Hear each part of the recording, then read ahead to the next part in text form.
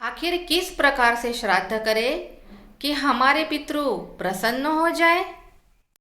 क्या हमारे पितृ सचमुच भोग स्वीकार करते हैं?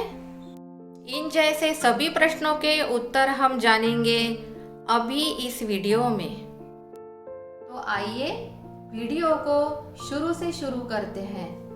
नमस्कार, मेरा नाम है शिल्पा भारपटे और आज के इस वीडियो में हम जानेंगे कि हमारे पितृ कैसे प्रसन्न होंगे और हमें आशीर्वाद देंगे तथा श्राद्ध पक्ष में जो हम भोग दिखाते हैं वो भोग क्या पितृ स्वीकार करते भी या नहीं। श्राद्ध के बारे में एक कथा सुनाई जाती है। वो कथा मैं आपको संक्षिप्त में बताती हूँ। एक गांव में आत्मदेव नाम का ब्राह्मण रहता था। उसकी पत्नी थी धुंधली। धुंधली आत्मदेव से कहती है कि हमारी कोई संतान नहीं है, तो हमारा देह त्याग होने के बाद हमारा श्राद्ध कौन करेगा। इस बात से दुखी होकर आत्मदेव नदी में अपने प्राण त्यागने के लिए निकल पड़ते हैं। लेकिन वहां नदी में एक महात्मा स्नान कर रहे होते हैं।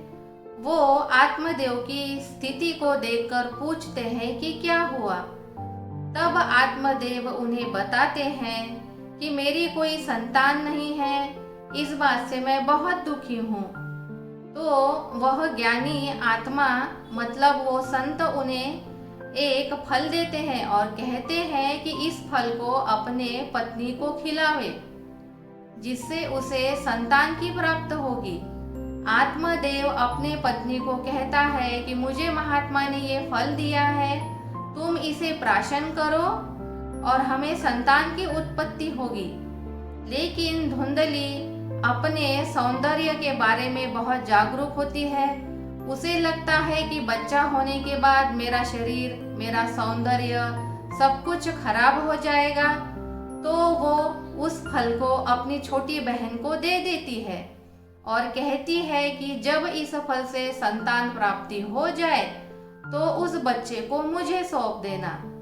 लेकिन उसकी छोटी बहन पहले से ही गर्भवती होती है, तो वो सोचती है कि मैं पहले ही गर्भवती हूँ, तो इस फल को कैसे खाऊंगी। तो वो उस फल को गाय को खिला देती है। बाद में उस गाय को उस फल के वजह से एक पुत्र होता है जो बिल्कुल इंसान के जैसे होता है, लेकिन उसके कान गाय की तरह होते हैं, इसीलिए उसका नाम गोकर्ण रख दिया जाता है। और इधर धुंधली की छोटी बहन होती है, उसे भी एक पुत्र होता है। वो उस पुत्र को धुंधली को दे देती है और धुंधली उस पुत्र का नाम धुंधुकाली रख देती है। अब जैसा ये नाम है धुंधुकाली, तो उस पुत्र के लक्षण और काम भी ऐसे ही होते हैं। वो बड़ा होकर चोरी करता है और सभी खराब काम करता है। एक दिन धुंधुकाली राजमहल में धन चोरी करता है और उस धन को वो 5 वेश्याओं के पास ले जाता है। वो 5 वेश्याएं उसे उस धन के लालच में मार डालती है और धुंधुकाली प्रेत योनि में चला जाता है। फिर वो एक दिन गोकर्ण के स्वप्न में आता है और गोकर्ण से कहता है कि मुझे इस प्रेत योनि से मुक्ति दिला दो। गोकर्ण मतलब सदाचारी होता है, अच्छा व्यक्ति होता है, इसलिए वो उसके लिए भागवत कथा रखता है और वो 7 दिन की भागवत कथा सुनकर धुंधुकारी को मुक्ति मिल जाती है। अब इस कथा का आध्यात्मिक रहस्य क्या है ये भी हम जानेंगे। तो इस कथा में आत्मदेव मतलब हम शरीरधारी आत्माएं हैं और धुंधली हमारा शरीर है। तो हम जब इस शरीर से और शरीर के व्यवहार से बहुत थक जाते हैं या किसी मुसीबत में आ जाते हैं, तो सब कुछ छोड़कर आत्महत्या करने का विचार करते हैं। देह त्यागने का विचार करते हैं। तो इस कथा में भी आत्मदेव नदी पर जाते हैं अपने प्राण त्यागने के लिए, लेकिन वहां उन्हें एक महात्मा मिलते हैं। वो महात्मा उन्हें आत्मज्ञान देते हैं और आत्मज्ञान का फल देते हैं और कहते हैं कि तुम इसे अपने पत्नी को यानी अपने शरीर में धारण करो, जिससे तुम्हें पुत्र की प्राप्ति होगी। लेकिन धुंधली अपने शरीर के प्रति बहुत कॉन्शियस होती है। वो अपने सौंदर्य के बारे में सोचती है और उस फल को नहीं खाते हैं। मतलब हमें जब भी कोई आत्मज्ञान देने की कोशिश करता है तो हम ये सोचने लगते हैं कि मैं आत्मज्ञान लूँगा तो मुझे ये छोड़ना पड़ेगा, फिर मैं अच्छा खाना खाऊंगा या नहीं, या मुझे कोई तपस्या करनी पड़ेगी। ये सब सोचकर व्यक्ति आत्मज्ञान लेता ही नहीं है। मतलब वो जो आत्मज्ञान का फल है वो खाता ही नहीं है और क्या सोचता है कि मेरे अलावा इसे कोई दूसरे को इसकी ज़्यादा ज़रूरत है। तो वो धुंधली क्या करती है, उस फल को अपने बहन को दे देती है। लेकिन उसकी बहन को क्या लगता है कि मुझे तो पहले से ही ज्ञान है। इस कथा में क्या कहा गया है कि धुंधली की बहन पहले से ही गर्भवती होती है। मतलब धुंधली की बहन को जो हमारे पास आजू बाजू में रहने वाली जो आत्माएं हैं, जो व्यक्ति है, उनको ऐसा लगता है कि मुझे भी आत्मज्ञान की, आत्म फल की कोई ज़रूरत नहीं, मुझे तो पहले से ही सब कुछ पता है। और धुंधली की बहन को इस अहंकारवश जो पुत्र पैदा होता है उसका नाम रखा जाता है धुंधुकारी। और अहंकारवश जो पुत्र पैदा होता है तो वो कैसा रहेगा, वो होता है अनाचारी, पाप करने वाला। और वो जो फल होता है जो उस महात्मा ने दिया होता है वो गाय को खिला दिया जाता है। इस कहानी में गाय एक साधे सरल व्यक्ति का प्रतीक होता है। जो निरहंकारी व्यक्ति होता है, सरल स्वभाव का होता है, जब वह परमात्मा ज्ञान को प्राप्त करता है तो उसके मन में अच्छे विचार आने लगते हैं और वो परमात्मा से प्रेम करने लगता है। तो इस परमात्मा प्रेम का प्रतीक है गोकर्ण। मतलब उस गाय को गोकर्ण नाम का पुत्र प्राप्त होता है। अब गोकर्ण ये नाम तो भगवान शिव का है। और बाद में इस कहानी में ये बताया गया है कि धुंधुकारी किसी राजा की संपत्ति चुरा कर लाता है और उसे इस संपत्ति के कारण 5 वेश्याएं मार देती है। अब ये 5 वेश्याएं कौन है? हमारे मन में जो 5 विकार होते हैं, काम, क्रोध, लोभ, मोह, अहंकार, इन 5 विकारों के अधीन जो व्यक्ति, जो आत्माएं होती है, वो अपनी सद विवेक बुद्धि को खो देते हैं और पापाचार में लग जाते हैं और इसी कारण उनका सर्वनाश हो जाता है।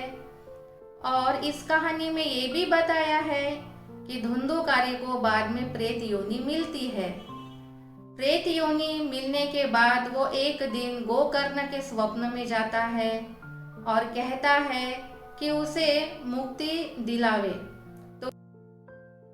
तो जब गोकर्ण को ये स्वप्न पड़ता है तो गोकर्ण भगवान की कथा, मतलब 7 दिन की भागवत कथा रखते हैं और वो 7 दिन की भागवत कथा सुनने के बाद धुंधुकारी को मुक्ति मिल जाती है। इस कथा से हमें ये बोध मिलता है कि अगर हमारा कोई पुत्र नहीं है तो ऐसी आत्माओं के लिए 7 दिन की भागवत कथा का आयोजन करना चाहिए और यह कथा सुनने के बाद उन आत्माओं को मुक्ति मिल जाती है। तो ये था इस कहानी का आध्यात्मिक रहस्य। आगे हम वीडियो में जानेंगे कि ऐसी कौन सी विधि है जिससे हमारे पितृ प्रसन्न होकर हमें आशीर्वाद देंगे। अब हम ये जानेंगे कि पितृदोष क्या होता है। जब तक हमारे माता पिता जीवित होते हैं तभी उनका ख्याल रखें, उन्हें प्यार से रखिए और उन्हें प्यार से खिलाइए। क्योंकि अगर किसी के माता पिता दुखी होकर देह त्याग करते हैं तो माता पिता तो हमें कभी बद्दुआ दे नहीं सकते, क्योंकि वो तो माँ बाप होते हैं। लेकिन हमारे दुष्कर्म, मतलब उनके साथ जो हमने किसी कारणवश अगर अच्छा बर्ताव, अच्छा व्यवहार नहीं किया है तो वो दुष्कर्म हमारे सामने कभी ना कभी आने वाले होते हैं। और इस वजह से हमारे आज के जीवन में कुछ समस्याएं उत्पन्न होने लगती है।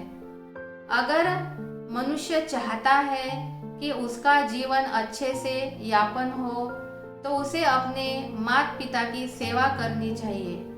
माता पिता के आशीर्वाद से ही मनुष्य का जीवन यापन अच्छे से हो सकता है। इसीलिए जब तक आपके माँ बाप जीवित है तभी उनका ख्याल रखिए, उन्हें प्यार से रखिए। नहीं तो फिर ऐसे घरों में पितृदोष उत्पन्न हो जाता है।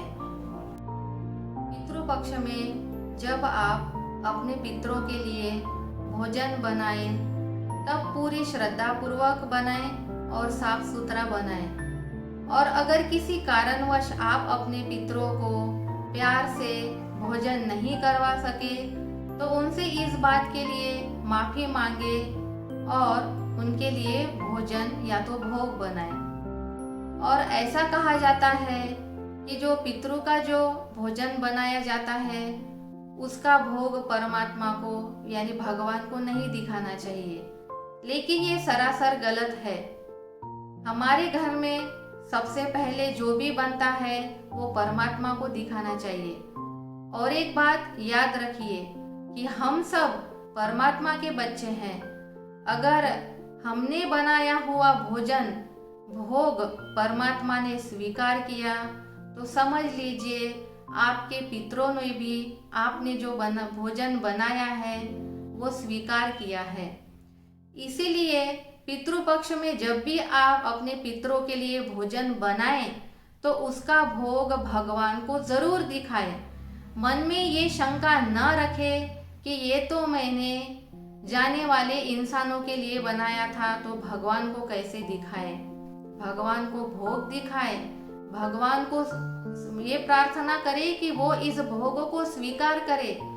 ये भोग अगर भगवान ने स्वीकार किया तो आपके पितरों को भी स्वीकार होगा। ये बात याद रखिए।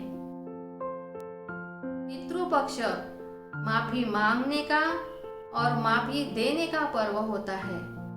याद रखिए, अगर आप किसके लिए पितृपक्ष में भोजन बना रही है, भोग दिखा रही है, तो इस दुनिया में कहीं ना कहीं आपके लिए भी कोई भोजन बना रहा है और आपको भी भोग दिखाया जाएगा। तो इस पितृपक्ष में हम जो जीवित आत्माएं हैं, जो जीवित देहधारी आत्मा जो है, हमें ये भावना रखनी चाहिए कि इस दुनिया में मुझे जिन आत्माओं ने भी मुझे पितृपक्ष में भोग दिया होगा उन आत्माओं का मैं शुक्रिया करती हूँ। और अगर किसी कारणवश वो किसी संकट में होंगे या किसी मुसीबत में होंगे, उनके जीवन में कोई प्रॉब्लम होंगी, तो आप उनके लिए प्रार्थना कीजिए कि वो अपने जीवन में सुखी रहेंगे, सभी समस्याओं से मुक्त हो जाएंगे। तो अगर ऐसा जान के चलिए कि किसी जन्म में आपके साथ किसी ने बुरा व्यवहार किया हो और आपने मन में सोच लिया कि इसका कभी अच्छा नहीं होगा, तो किसी भी कारणवश अगर आपने किसी आत्मा को, किसी व्यक्ति को बद्दुआ दी है तो वो बद्दुआ उसका पीछा जरूर करेगी। ऐसे व्यक्ति के कोई भी काम सफल नहीं होते हैं और ऐसे व्यक्तियों के घर में मानसिक बीमारियां उत्पन्न होने लगती है। तो पितृपक्ष माफी देने का और माफी लेने का पर्व है। पितृपक्ष में आप उन सभी आत्माओं को माफ कीजिए और उन सभी आत्माओं से माफी मांगिए कि जिनके साथ आपने गलत किया है, और उन आत्माओं को माफ कर दीजिए कि जिन्होंने आपके साथ गलत किया है। इसीलिए मैं कहती हूँ कि पितृपक्ष माफी मांगने का और माफी देने का पर्व है। तो ये था मेरा आज का वीडियो। इस पितृपक्ष में अपने पितरों को श्रद्धा पूर्वक भोग दिखाएं और अपनी गलतियों के लिए उनसे माफी मांगे और पितृदोष से मुक्ति पाएं। तो अच्छा, ओम शांति, नमस्ते।